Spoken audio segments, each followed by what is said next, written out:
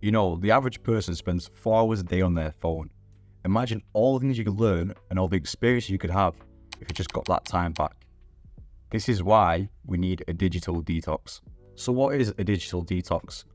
Well, a digital detox just means drastically reducing our social media and technology use, specifically the mindless scrolling that we all do. There are 3 types of digital detoxes. There's a complete detox, which means getting rid of all social media forever.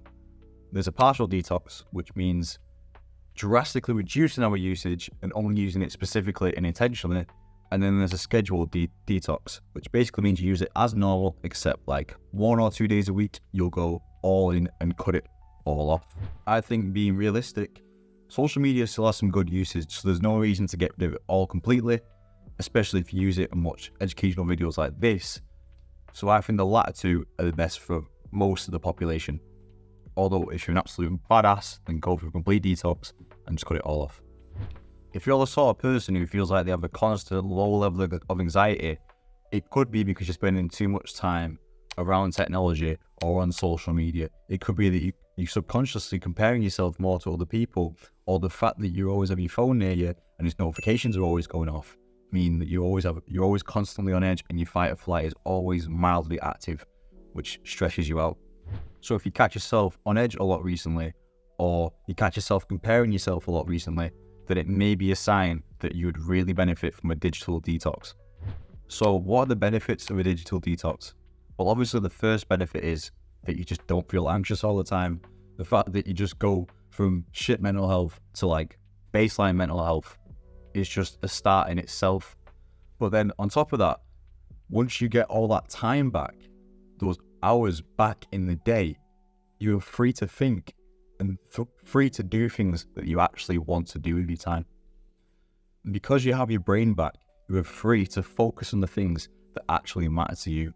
You can learn new skills better, you have more focused workouts, and you can actually hold conversations better because your mind doesn't wander away mid-sentence when someone's talking to you. So you end up having an overall better experience of life. Right, so let's get into the practical stuff.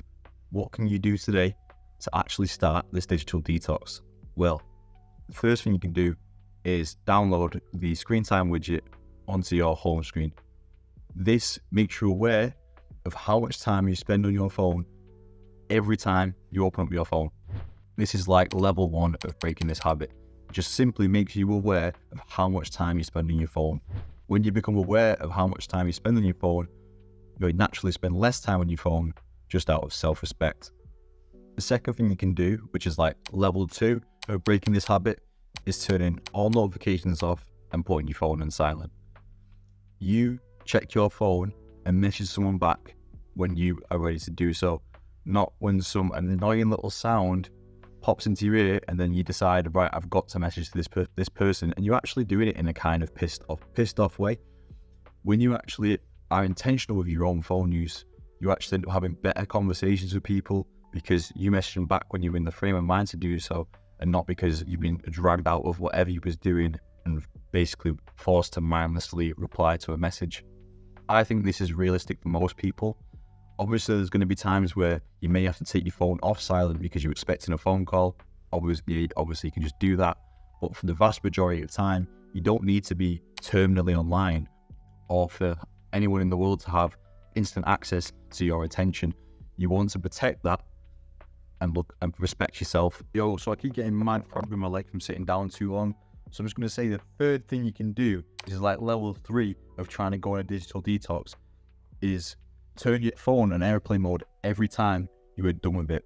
Every time you're finished with your phone, put it on airplane mode and don't turn it off airplane mode until you go back on your phone.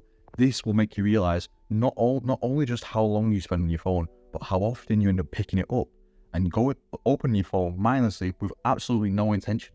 You literally pick your phone up, you realize when you have to turn it off airplane mode, you'll be like, why did I even do that? And I think when this happens, you'll start to get pissed off. You'll start to get a bit pissed off with yourself and a bit pissed off with how the world is set up to take our attention. Obviously, there's nothing we can do about that. There's obviously pros and cons to social media. I don't think we should ban social media. Like, it's actually a really good thing. Like, realistically, if my mate goes to Australia I can still speak to him on my phone, like, or through sending memes on Instagram. Like, it's a pretty cool thing overall, but we have to learn how to manage it better. And I think a partial detox is the most realistic way for everyone to manage social media. So this means drastically reducing how much we mindlessly use it and becoming extremely intentional with how we do that. Obviously today I've covered some practical tips to do that, and hope the video helped. That is everything. See you later.